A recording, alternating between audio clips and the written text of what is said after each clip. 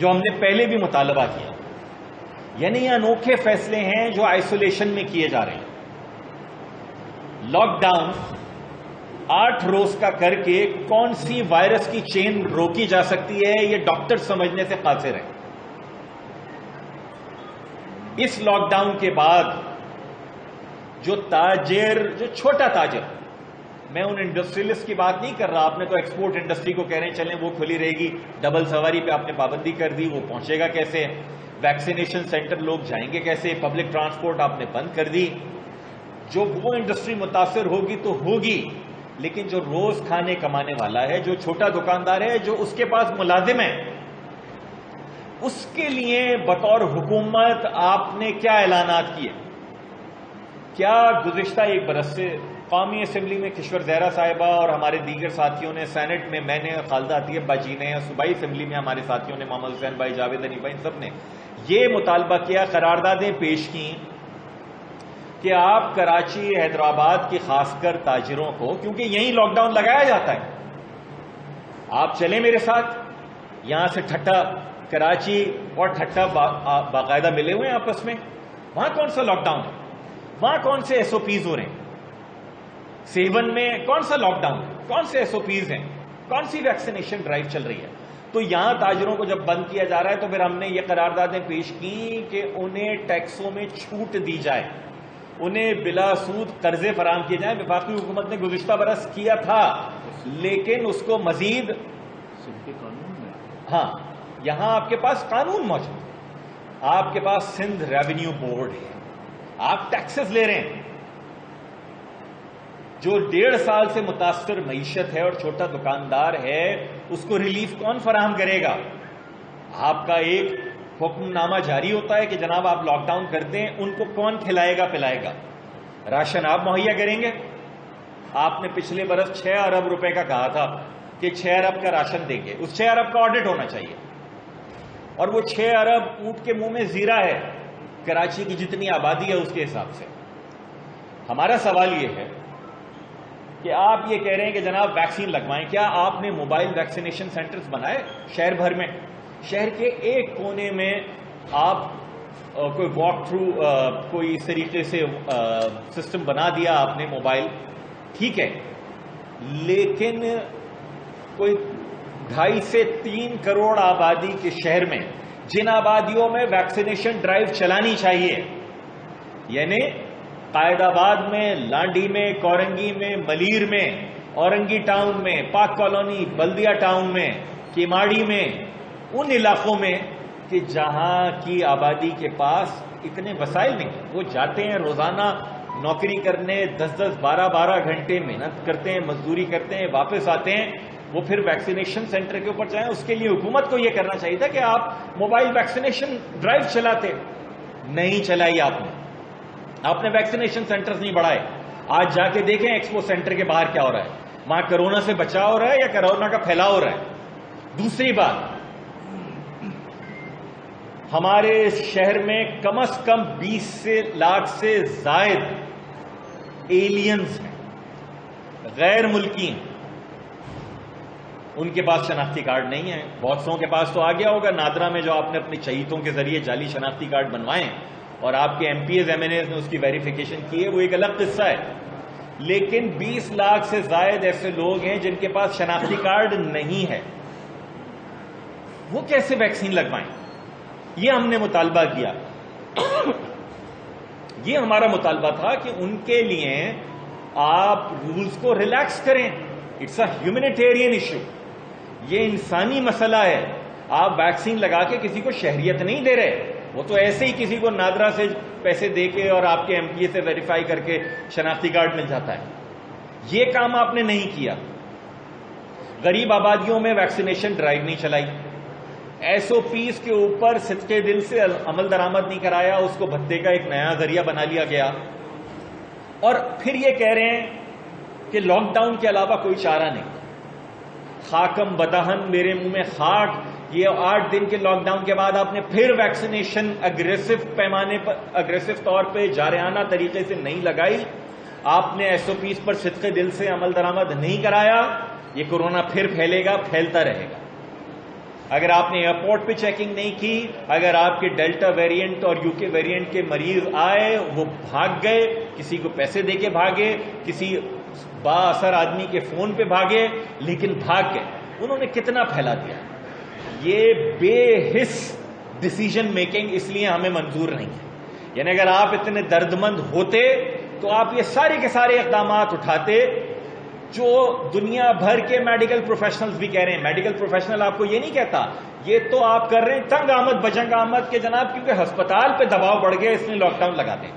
ہسپتال کی استطاعت آپ نے کتنی بڑھائی، یہ جواب نہیں دے رہے۔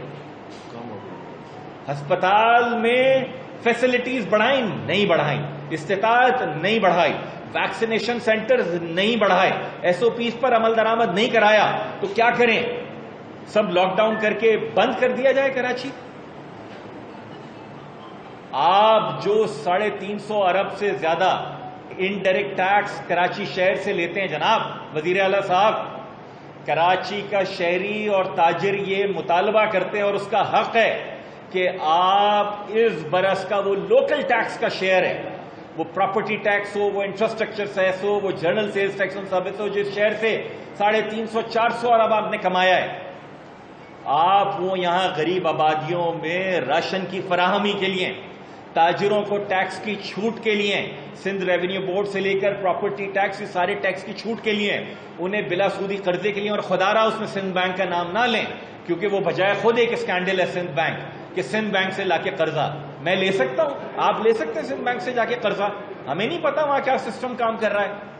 تو اس لیے کمرشل بینکس کے ساتھ سندھ حکومت اور لوگوں کو بتا کے ایکسپرٹس کا بورڈ بنا کے، آنےسٹ سٹیزنز کا ان کا بورڈ بنا کے ان قرضوں کی فراہمی کو یقینی بنایا جائے، ورنہ یہ محض اداکاری ہے اور کچھ نہیں ہے کہ لاک ڈاؤن کے نام پر درد مندی ہے، اور کراچی سے 5 انچ کے بعد ٹھٹھا شروع ہو جاتا ہے، وہاں پر کوئی لاک ڈاؤن نہیں۔ یہ کس نے گارنٹی لی ہے کہ جو لوگ اپنی گاڑیوں میں آ رہے ہیں مختلف شہروں سے، یہ کس نے گارنٹی لی تھی کہ جو انٹر سٹی اور انٹرا سٹی ٹرانسپورٹ آ رہی تھی اس پہ آپ نے کتنے چیکس کیے، اس میں کتنے ٹیسٹ کیے؟ آپ کو تو علم تھا نا، ہم سے زیادہ آپ بیٹھتے ہیں بڑی بڑی اسکرینز لگا کے ڈاکٹرز کے ساتھ اور ہیلتھ پروفیشنلز کے ساتھ، آپ کے پاس تو پتا تھا کہ یہ سب کچھ مسئلہ ہونے جا رہا ہے، آپ نے کتنے چیکس لگائے؟ یعنی ایک ساتھ آپ نے کہا بس لاک ڈاؤن کر دو۔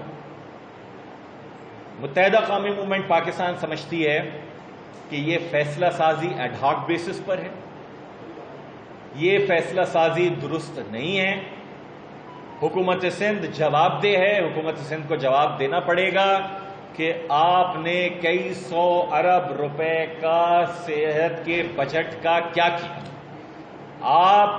ہم حکومت سندھ سے یہ مطالبہ کرتے ہیں کہ لاک ڈاؤن کے اوپر یہ تماشا ختم کیا جائے، چھوٹے تاجر کو آپ روزگار نہیں کمانے دے رہے تو اس کو آپ فل فار ریلیف دیں، ان کے پاس راشن لے کر جائیں۔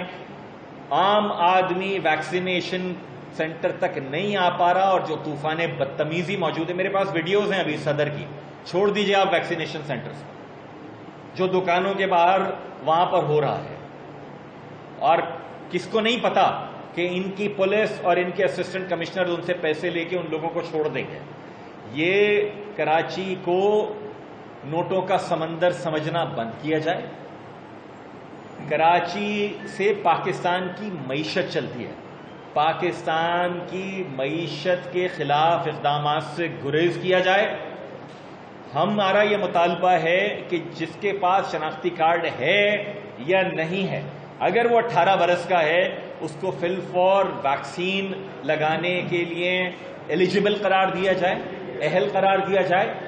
غریب علاقوں میں فل فور ویکسینیشن ڈرائیو شروع کی جائیں، چھوٹے تاجروں کو قرضے فراہم کیے جائیں، اور یہ ایک ہول پیکج کے ساتھ جناب آپ آئیں گے، ایک براڈر کنسلٹیشن کریں گے تو ہم یہ سمجھیں گے کہ آپ میں درد بندی ہے، ورنہ بندر کی بلا طویلے کے سر والا معاملہ یہاں کیا ہے آپ نے کہ میری حکومت، میرا محکمہ داخلہ، میرے کمشنرز، میرا محکمہ صحت کام نہیں کر پایا تو چلو میں لاک ڈاؤن لگا دیتا ہوں اور میں ہیرو بن جاتا ہوں۔ یہ غلط طرز عمل ہے، یہ شہر دشمن، معیشت دشمن، ताजिर दुश्मन, आवाम दुश्मन तर्ज अमल है, और इस तर्ज अमल से यहां पहले ही पिसे हुए जो लोग हैं वो मजीद दीवार के साथ लगेंगे। इसलिए मुत्तहिदा कौम मूवमेंट समझती है कि lockdown in isolation is not a solution, कि सिर्फ लॉकडाउन 8 रोज का करके आप इस वबा को नहीं रोक पाएंगे। हां, वैक्सीनेशन ड्राइव के जरिए, वैक्सीनेशन सेंटर्स बढ़ा के, एसओपीज पर अमल दरामद करके आप उस वबा के फैलाव को रोक सकते हैं, जो सिंध हुकूमत कहीं करती नजर नहीं आ रही।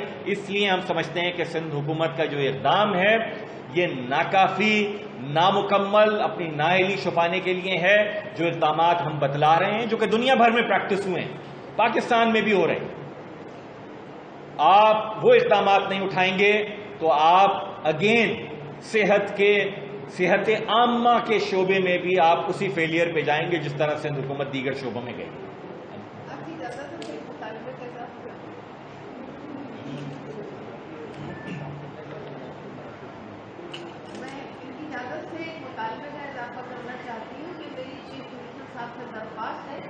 उस कोरोना से हमें भी मुताबिक करवाया जाए, जो उनको बता के आता है कि नाज़माबाद में तो आऊँगा, लियाकताबाद में आऊँगा, लेकिन यारी में नहीं आऊँगा, फला जगह 7 बजे आऊँगा, फला जगह रात के 12 बजे आऊँगा। तो हमें भी मुताबिक करा जाए कि वक्त बता के, जगहें बता के कौन सा कोरोना आ रहा है। शुक्रिया। आपकी इजाज़त से मैं एक इसमें एस्पेक्ट जो है, वैसे तो बड़ा कम्प्रीहेंसिव किया है सरदारी भाई ने। देखिए, गवर्नमेंट्स जो होती है, गवर्नमेंट्स का काम सिर्फ रेगुलेशन और एनफोर्समेंट नहीं होता है। एक बड़ा एस्पेक्ट जो होता है गवर्नमेंट को, वो वेलफेयर होता है। आप जितना भी ये जो इसके इक़दाम लिए गए हैं, आप 2019 से लेकर आज तक देखें, प्रोविंशियल गवर्नमेंट ने